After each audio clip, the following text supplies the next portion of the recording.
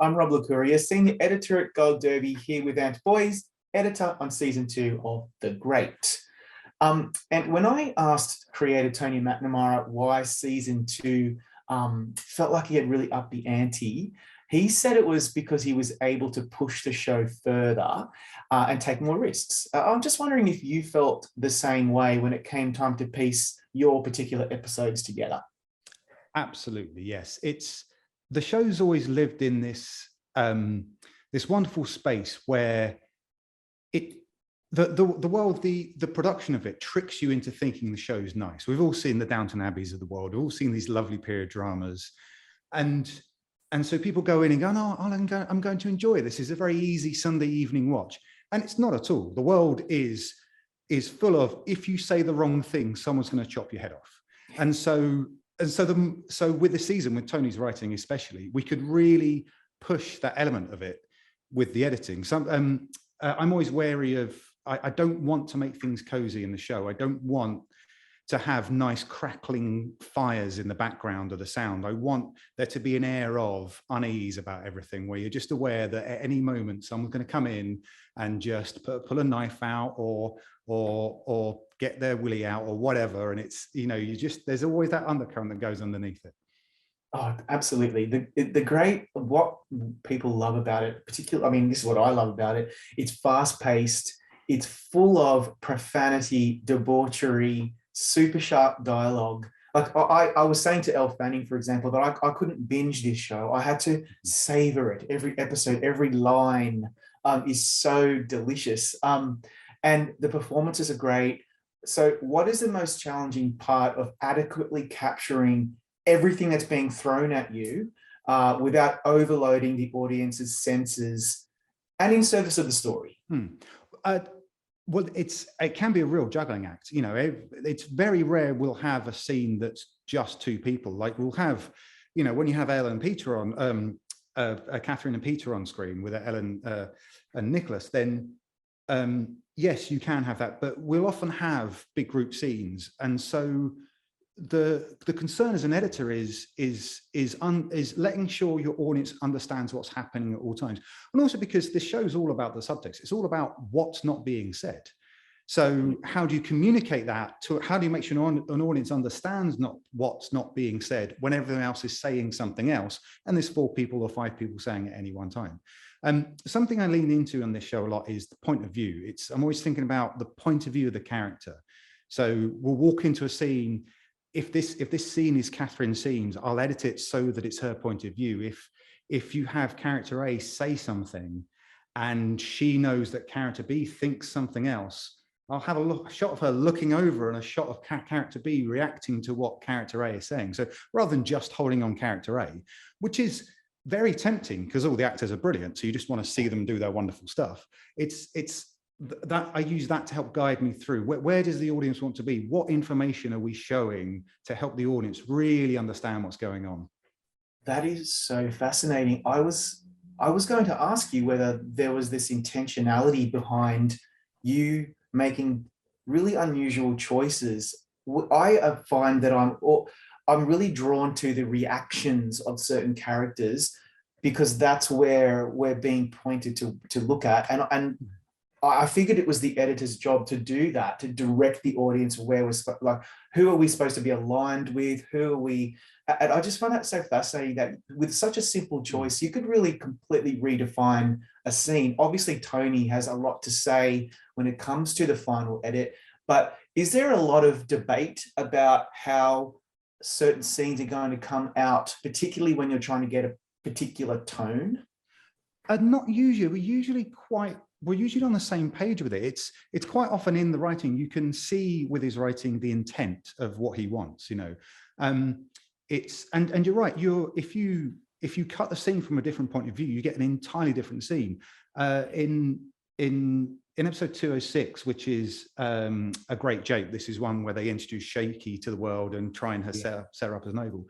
Catherine's ambushed by the nobles later. They drag her into a room and there's a whole crowd of them there.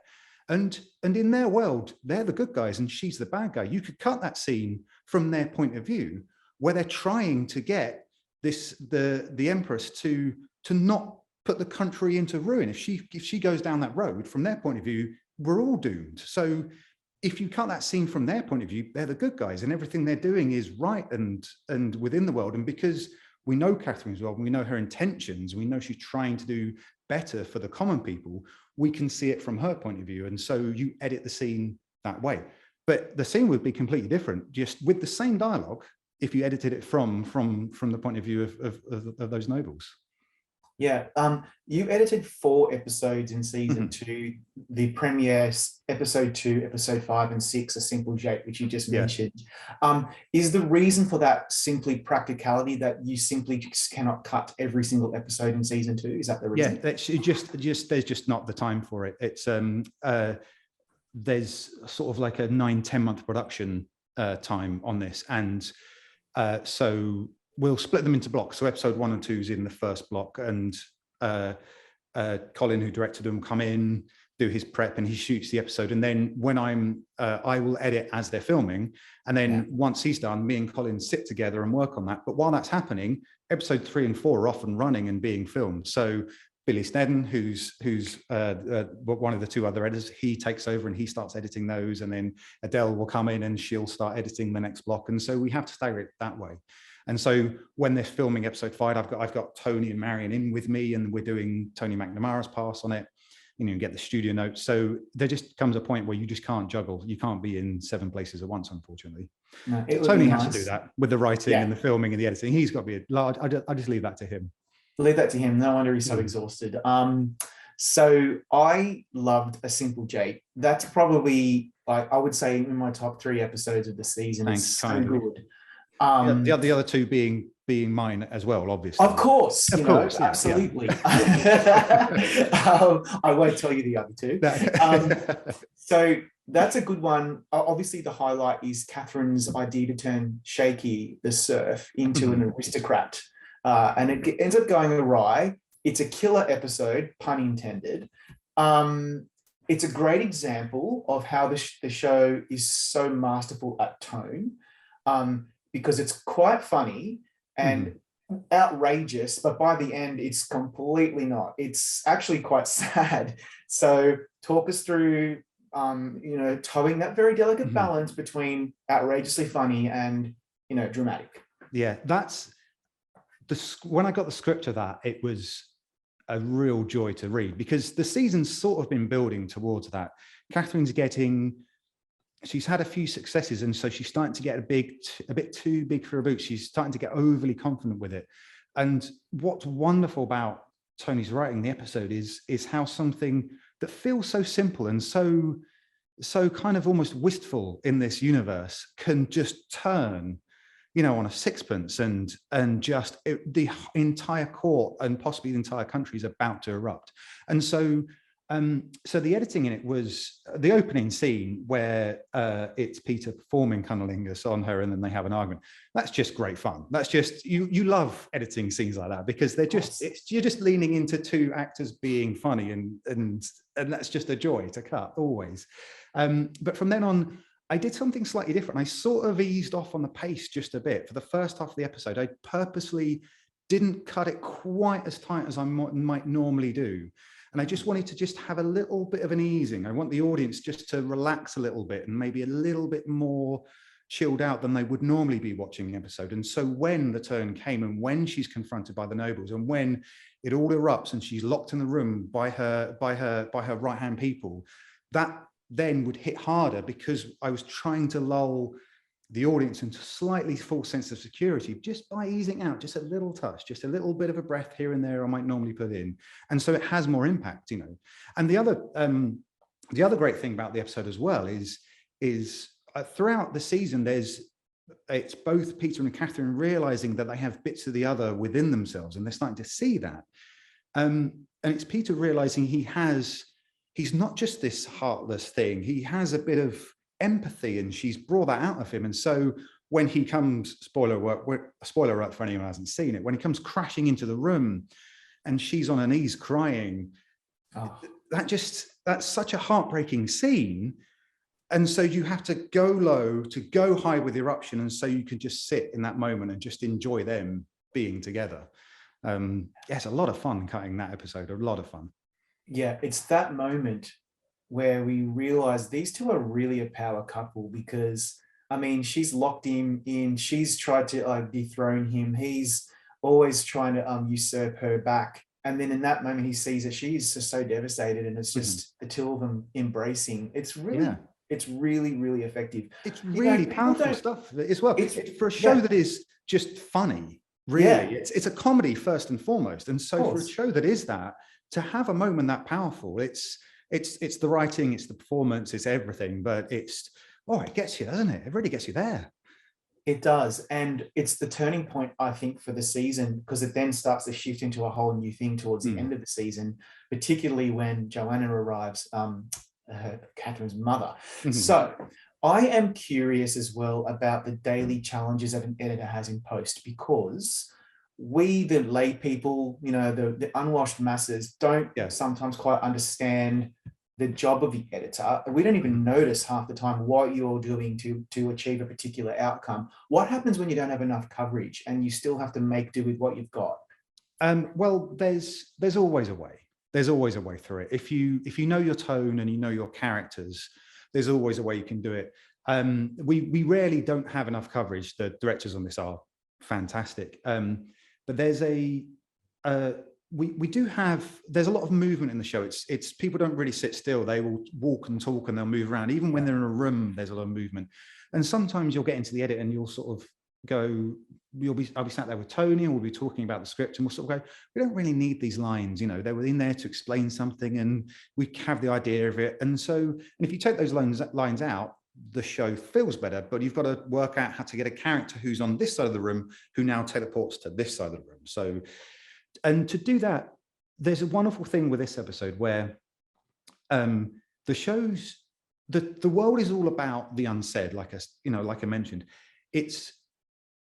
There's a great thing where comedy is often played in a two-shot, especially awkward comedy, especially comedy of misunderstandings, because you have one character will say something and you see the other person stood next to them reacting to it. And so comedy can be in the two-shot. But in our show, in our world, when someone disagrees with something that's going on, they can't voice that, otherwise there might be murder. And so you want to play those in a single, you want to go close to them and see their uneasiness and them trying to hold in and trying to keep a straight face when they strongly disagree. And so what's great is, rather than when you're trying to teleport this person from one side of the room to another, rather than just patching over it, you can use that as an opportunity to dive into say Aunt Elizabeth's face and just see her like this, and you can create an extra laugh or an extra moment that wasn't previously there by doing these wonderful things. And so, like I said, there's always a way. If you know your characters, there's always a way around it. Yeah, that must be a sigh of relief, because I often wonder, I've seen, no disrespect to those particular editors, but I've seen some shows where you can see that the editor has tried to work some magic and it doesn't quite work. That must be horrifying when that happens. It's the worst feeling in the world as an editor. Absolutely, yes.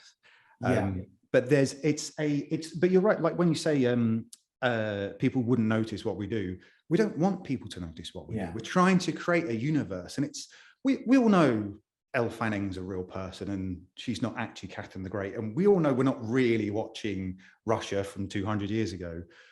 But because of the performances and the direction, and you're trying to create this universe where an audience just forgets all that and they're in the world. And so if they start to notice where a cut is, then that pulls them out. That reminds them they're sat on a sofa. That reminds them they're not really in this universe. So you do try your hardest to hide all your edits and hide all the tricks and little magic we do. You don't really want people to notice it, because you just want them to watch the story and be involved in the world. Absolutely. And speaking of Aunt Elizabeth, played by Belinda Bromelow, she really came into her own in season 2. In fact, I would say, quite honestly, she's probably my favorite character. I just find that whole character just so fascinating. I'm wondering, given how close you are to the production, do you have a favorite character that you just enjoy editing? Oh, I mean, yes, but it depends on the scene and the type of scene. Yeah. Aunt Elizabeth, she makes me laugh every single time she's on screen, and so I love seeing her, because every time she turns up, I know I'm laughing all day long. When we're dealing with the Machiavellian stuff, I love Archie for all that. If you're the unsaid and the power plays, and I love cutting him for those reasons. Ellen Nick, when Catherine Peter on screen together, it's just joyous. You can just let them play off each other, and you can just, and there's no, because they're both so good at what they do, there's never one right way of cutting it. You can come up with 4 or 5 different versions of a scene, and they all work. And it's what do we prefer? Do we prefer this? Do we want to be funnier? Do we want to be more serious? So they give you options, and in a way, it makes your life harder, because there's no this is the way it is. It's well, we could do this, we could do that. What do we think? Let's try it all. Yeah, it's fascinating. It also occurred to me, you won an Ace Eddie Award for the special relationship episode of Veep. In 2015, and then you were nominated for a BAFTA as well for The Thick of It. And I immediately realized, of course, your background is on Armando Iannucci shows, another show where the dialogue is so perfectly written, so funny and lacerating. So that would have been a great preparation for you to work on a Tony McNamara show, where you have a certain rhythm and when you're curating a sequence of shots. So what's the most exciting aspect of working on shows like Thick of It and Veep, and now The Great, where the dialogue is so central to the appeal of the show? It's an interesting one, because editing's editing's a bit like music. There's a musicality to the flow of it, and great dialogue is also like music. There's a musicality to it as well. And so what's great about both Veep and The Thick of It and The Great is it's politics and swearing. And both of those things are just brilliant anyway to dive into. But Tony and Armando, with their writing, they have such a wonderful way of adding musicality to swearing, and just using swear words that just flow in a wonderful way. Beautiful. The best part of it is like being editor, sort of like being the first viewer. You let everyone go off and do it on set and run around and film everything. And I sit in my room and I bring it all together and I start to edit it. And it's basically just sort of saying to the people at home, look how cool this is. Look how funny this bit is. Oh, let me show you this line of dialogue. Oh, let me show you this line of dialogue. So it's almost like an excitement of knowing that the audience is going to watch it and appreciate it, and knowing how much they're going to enjoy it when they get there. Yeah, absolutely.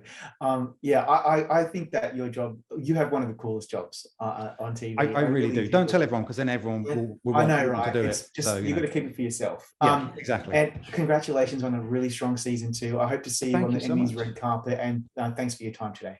My pleasure. Thank you so much. Take care, mate.